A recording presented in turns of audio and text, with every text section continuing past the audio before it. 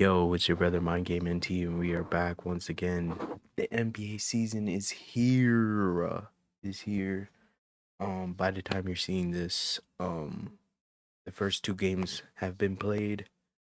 Um, I might react to them. I'm gonna see if I react to them.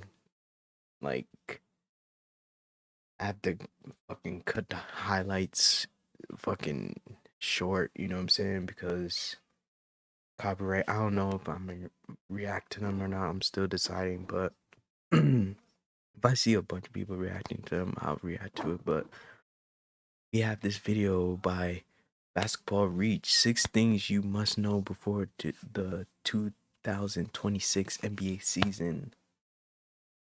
Let's get it. Let's see the storylines coming into the season. Let's get it. These are the 5 things I've been watching during the preseason that I believe is going to shape how the start of the season actually plays out. And trust me, the last one is going to be the most important storyline of all. Let's start off in San Antonio. And the question is, can the Spurs keep up with Victor Wembanyama? Bro, Wemby is looking unstoppable, bro. Just from preseason, this nigga in the offseason was working with Hakeem, Kevin Garnett, like he dedicated to his craft, bro. So I'm like, he might be my early pick for MVP. Low key. If the Spurs could get hot, and I think the Spurs are a sleeper this year. I'm not gonna lie. In the West is too stacked, bro. It's too stacked, but yeah, the Spurs are a sleeper. So, but he's my early pick for MVP. The season just started, but he's my early pick, bro. Man, Wemby already looks like he's about to change the league this season. He's moving differently, he's playing with more power, and he just looks like a guy who's about to make a leap from a phenomenal prospect to an unfair cheat code. But as dominant as he's looked in the preseason, the real question is whether the rest of the Spurs can actually keep up with how good he's about to be. Nah, the Spurs have a squad, bro. De'Aaron Fox. Niggas forgot De'Aaron Fox was an all-star, bro. De'Aaron Fox is nice. And then Vassell could get a bucket. Castle was a rookie of the year last year. Like, don't sleep. And then they have Dylan Harper as well. Like, don't sleep on this team, bro. Don't sleep on this squad, bro. Don't sleep on this squad. And then the other rookie they added looked good in the summer league. Yeah, bro. Yeah. Sleeper. This team is sleeper in the West, bro.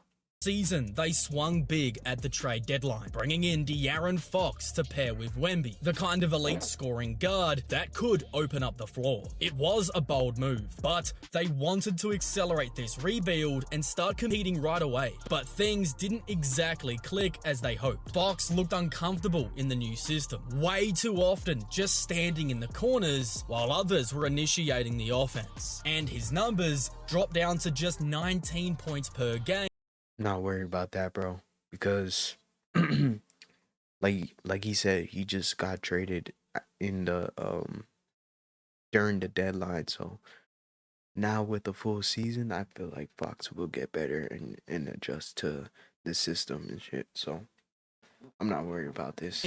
On a terrible 49% effective field goal shooting. That's not what you want from your all-star guard, who's supposed to be leading your offensive engine. To make matters even worse, Wemby was shut down late in the season due to blood clots found in his shoulder, which instantly killed any chance of the team being able to build some real chemistry down the stretch of last season. Now it's flipped. Wemby's healthy, he's bulked up over the off-season, and he's been straight up bullying guys in the preseason. But now it's Fox who's on the shelf, missing all of training camp and preseason due to a hamstring injury. Damn, I didn't know that. I didn't know that. Just such bad timing, because this was the stretch where they could have been ironing out all of the details and truly learning how to play off of one another. But this is where Dylan Harper comes in. The rookie guard they grabbed with the number 2 overall pick looks way more NBA ready than Dylan Harper's nice, bro. He's nice.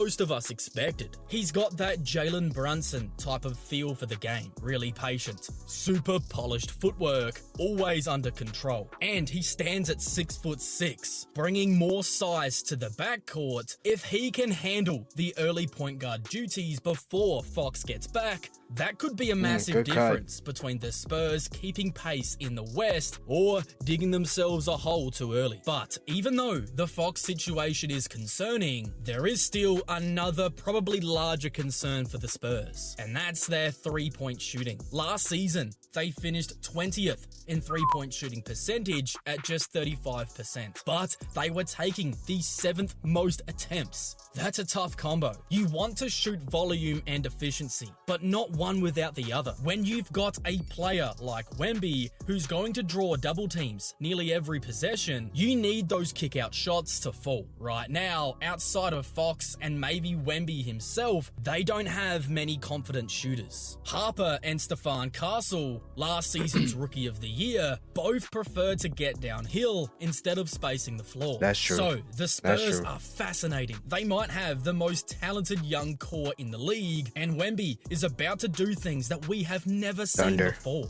But the question just Spurs isn't about him. It's about whether the rest of the roster can grow quickly enough around him to take advantage of just how good Victor Wembanyama is truly going to be next season. Now, let's move on to the second thing that I'm watching early in this season.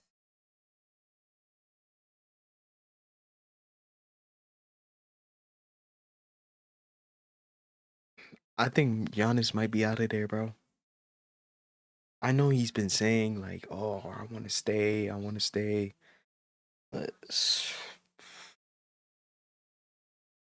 I don't like that bus squad, bro. That bus squad losing Dame hurts, bro. That hurts, and I just don't think they got better, bro. To be honest, so Giannis might be out of there. I'm not gonna lie. I'm not gonna hold you. I'm not gonna hold you, dude.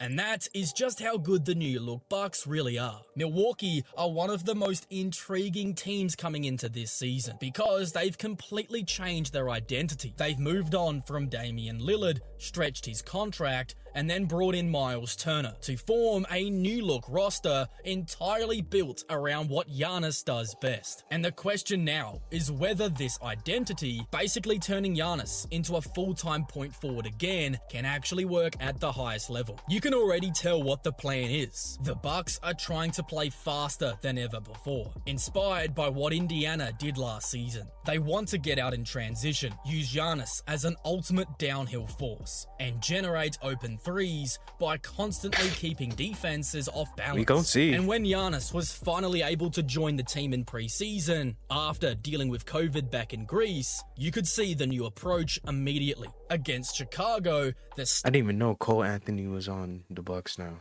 Goddamn. Starting five looked incredible. They were pushing the ball at every opportunity, getting into their first actions quickly, and then if they didn't get the shot they liked, they were immediately flowing into the secondary action. There wasn't any standing around, and it was just constant motion. Turner... Okay, I didn't see the Bucks this preseason, so I didn't notice.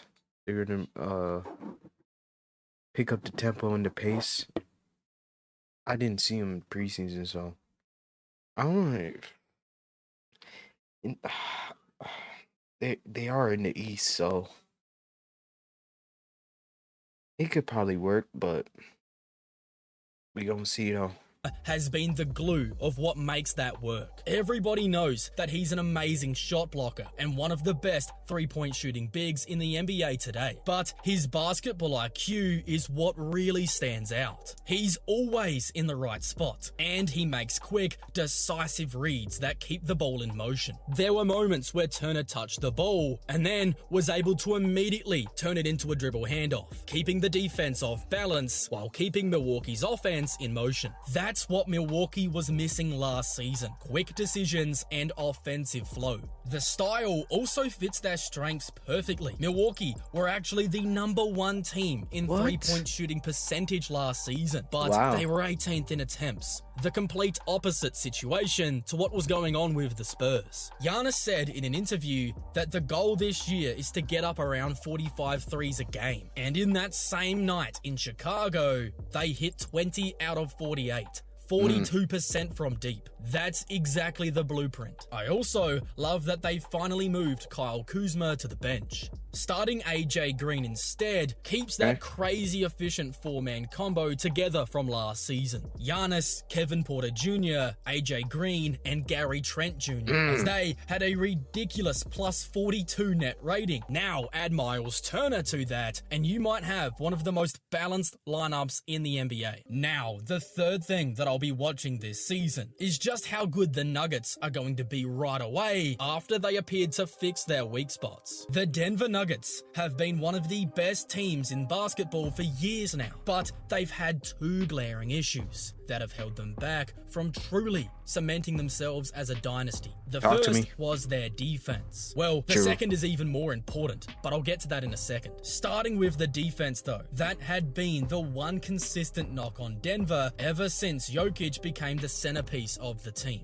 They've always been elite offensively. That part's never been in question, but their defensive structure has had cracks that other teams could expose in the playoffs. So, what's changed? Well, this preseason, they've been experimenting with a new defensive identity, and it might actually be one of the smartest adjustments we've seen from any team in years. This season, they're going to be using zone-based defenses more often than ever, and it's not the kind of static zone that you would expect. It's a high-pressure, matchup-based zone that shifts depending on who has the ball. You could see it in action in their first preseason game against the Clippers. They were pressing certain guys from full court and certain guys from half court, just trying to get the ball out of star players' hands, with the goal of making the secondary and even third option guys have to begin offense. It worked in this game, completely throwing the Clippers out of their offensive rhythm. The goal of this new system is to protect Jokic on the defensive side of the floor, and the early returns have been great. Jokic isn't being dragged into every single action because he's able to stay in the paint while the guys at the top of the zone are being far more aggressive. And yes, this led to them giving up some corner free looks, but you're giving those up to the worst shooters on team, as guys like Chris Dunn and John Collins weren't able to knock them down at a good enough rate. Honestly, it's been a brilliant move from head coach David Adelman, because not only does it solve one of their biggest issues, but it also keeps their energy high during what can be a long, slow regular season. It's just smart basketball, and it's the kind of strategic shift that could make Denver a top 10 defense for the first time in the Jokic era. But like I said, there's another issue that's been even more important than their defense. The one thing that has truly kept them from repeating as champions, and that's their bench. This has been Denver's Achilles heel forever. Whenever Jokic sits, everything just falls apart. Last year in the playoffs, they were outscored by an absurd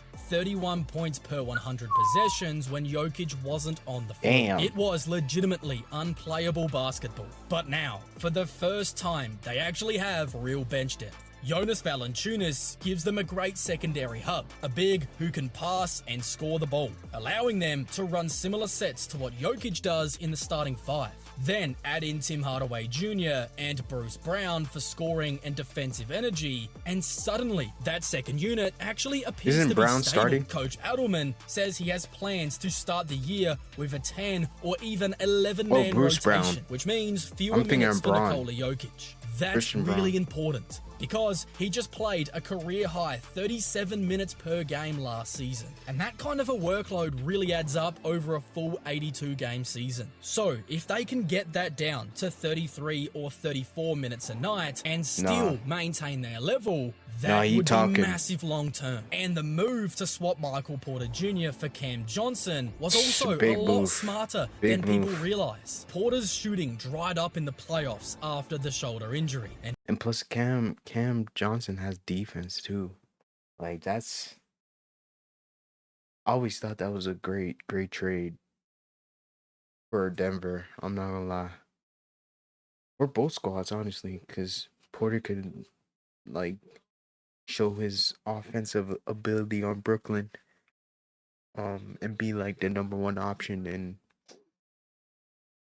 Cam can come and play defense and shoot the 3-ball on Denver. So I always thought that was a great move for both squads, but yeah. Defensively, he's always been a constant target. Cam Johnson isn't an explosive scorer, but he's far steadier, a better defender, and a more willing and capable passer, all of which make him a far cleaner fit next to Jokic and Murray. So yeah, Denver looks different. They appear to be smarter, more adaptable. Yo, the West is so deep. Like, oh my God. The West is a fucking dogfight, bro. Like, that shit is wild, bro.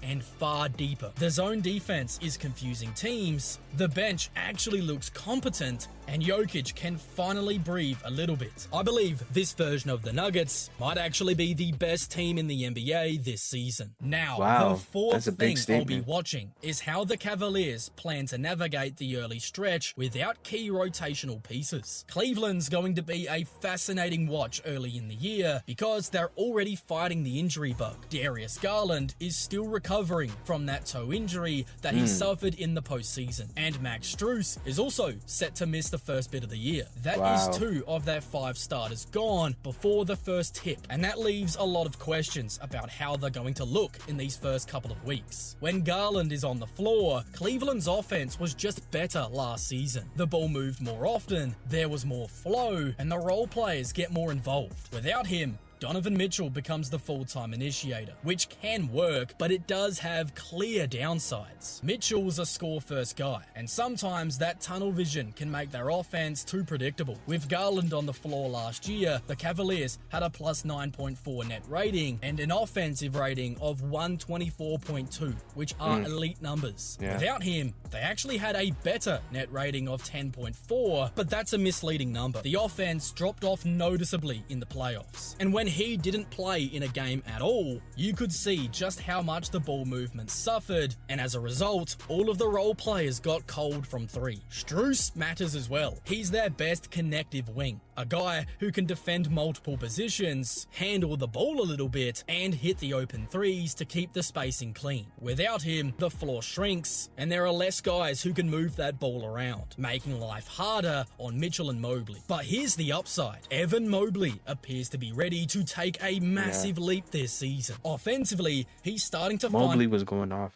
last season. He was an all-star last season, no? Yeah, Mobley is looking like something, you know what I'm saying?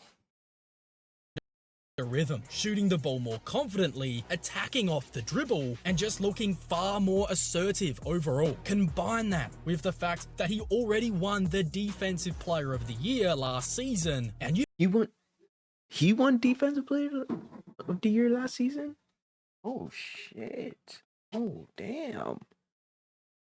Damn, I didn't know that shit. Damn. got someone who could quietly be a top 15 player in the NBA next season. Cleveland's season doesn't necessarily hinge on this early stretch, but it's still crucial if they want to be the 1 seed. If Mobley can step up and hold them steady until Garland and Strus return, I think they're going to be just fine. But if that offense stalls too early and they lose a few...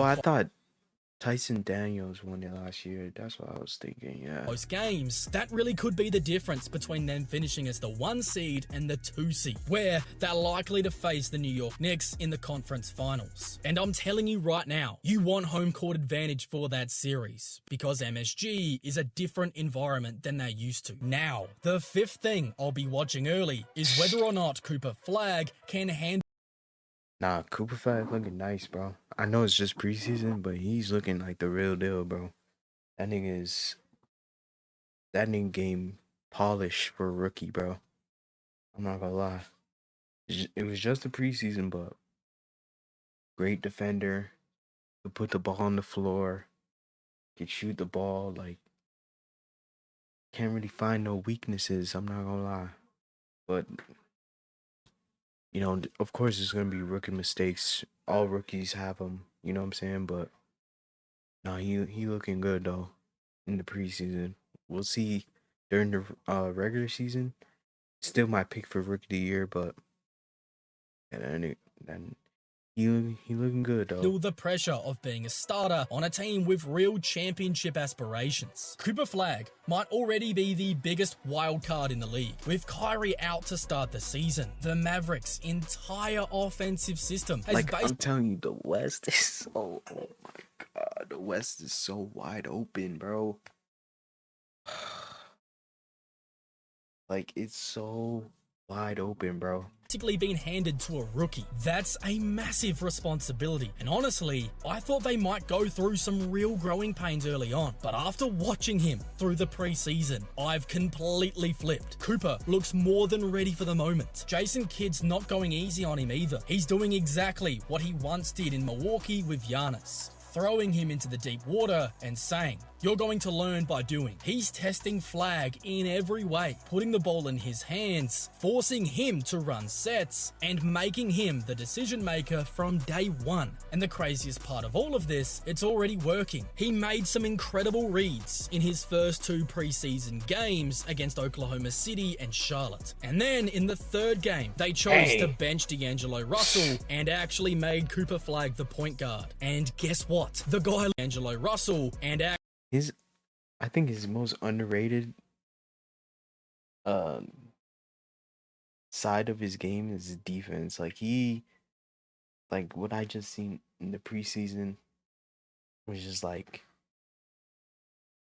good help defense, and he could go up there and get blocks, bro.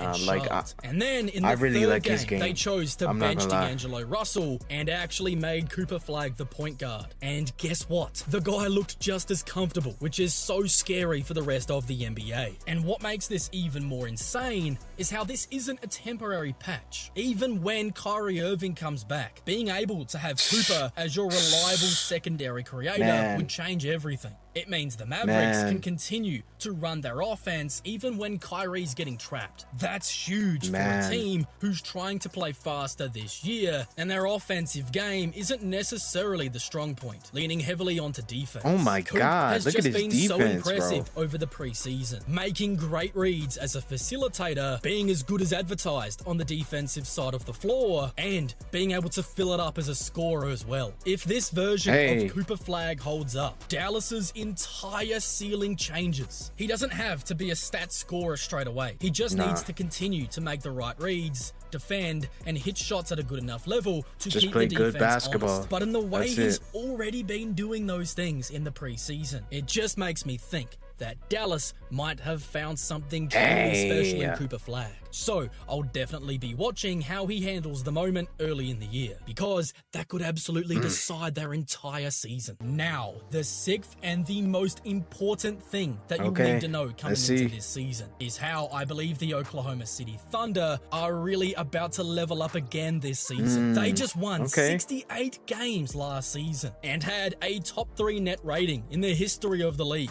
And still, somehow, they didn't feel like a finished product. Defensively, they were all-time great. They finished defense first in the was NBA for defensive rating at filthy last 107.5, year. and that only got better once everybody was available in the postseason. What makes them so unstoppable to play against is how there's no weak link. There isn't a single player in the rotation who can be hunted or easily targeted on defense. Every guy's able to switch, slide their feet, and hold their own, and that collective effort makes them feel suffocating. But what really made their defense truly special was how it bled directly into their offense. Some teams get stops and then slow things down, but Oklahoma City does the opposite. They attack you relentlessly off every single turnover, every deflection, and every mistake. Their entire system is built around turning defense into instant offense, and it is absolutely relentless. They were number 1 in the NBA for forcing turnovers last season, generating them on 18.3% of their defensive possessions, which is insane. That means nearly 1 in every 5 times a team brought the ball down against Oklahoma City, they were coughing it up, and the Thunder were pretty much scoring off every single one of those turnovers. And what made it even scarier is how it didn't matter who it was. Even in the finals against the Indiana Pacers, one of the best low turnover teams in the NBA, they were getting stripped, trapped, and picked apart by the Thunder's defense. It's chaos with a structure. They rotate perfectly, read passing angles before you even make the pass, and the moment you do, they get steals. And then it is off to the races. That's how Oklahoma City completely flipped the script on the modern NBA. They turn defense into offense in a way that we've basically never seen before. A machine that can suffocate you on one end and then bury you on the other in the matter of seconds. But for one thing they still have to solve, the one obstacle that might decide whether they repeat or not, is their half-court offense. Because once the game slows down and those transition looks dry up, the Thunder do get a bit stagnant. We saw that in the playoffs. Teams like Denver sat back in zone, daring them to hit threes, and it took away the easy lanes to the rim. And even though Shai Gilgeous-Alexander was absolutely sensational, averaging 30 points per game on elite efficiency all throughout the playoffs, they just were not getting enough consistent scoring from the rest of the group, which did make them beatable last year. But this is where the leap can really come, because I believe there's going to be a ton of internal growth. Chet Holmgren's the first piece. He was phenomenal on defense, but after that hip injury, his offensive mobility... Offensively, he needs to get better. Chet needs to elevate offensively. His defense is solid, but offensively, if he can become a KD type build, you feel me? Bro, the Thunder will become even more better, bro, than they already are, bro. I'm gonna keep saying it. The West is so deep. He didn't even talk about the Lakers. He didn't even talk about the Rockets. He didn't even talk about the Warriors. The Pelicans got a low-key squad. The Kings is could get to the play-in, near the play-in. Bro, Timberwolves, let's see if Ant fucking even gets even better. It's bro, the West is crazy, bro.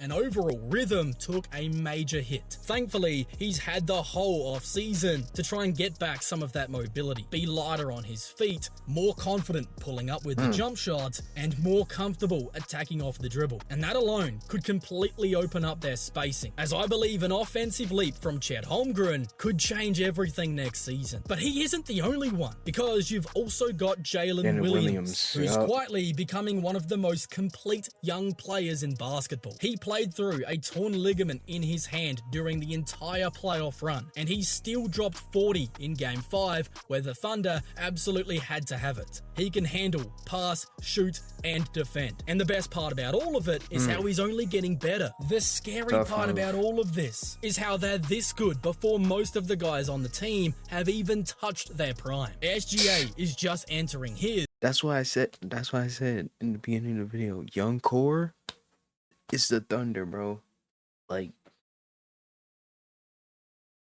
These people are not even in their prime yet, bro. Like, and everybody else is still developing. They didn't even have their full starting five on the floor together until after the All-Star break, and yet they still won 68 games. So now the question becomes, what happens if the Thunder's half-court offense catches up to their incredible defense? Because if that happens, if they can find a way to generate consistent looks when the game slows down, then we might not be looking at just a repeat champion. We could be looking at the team that defines this decade. But speaking on things that we're incredibly high on coming into this season, the way the Mavericks are planning to fully unleash Cooper Flag this season is incredibly exciting. And if he can master these three key things early on, I think he could legitimately turn Dallas into a title contender. And if you want to hear that full breakdown video in more depth, then you can go check it out right now. W video by Basketball Reach. Fire. The NBA season is here. I'm so excited. More NBA reactions on the way.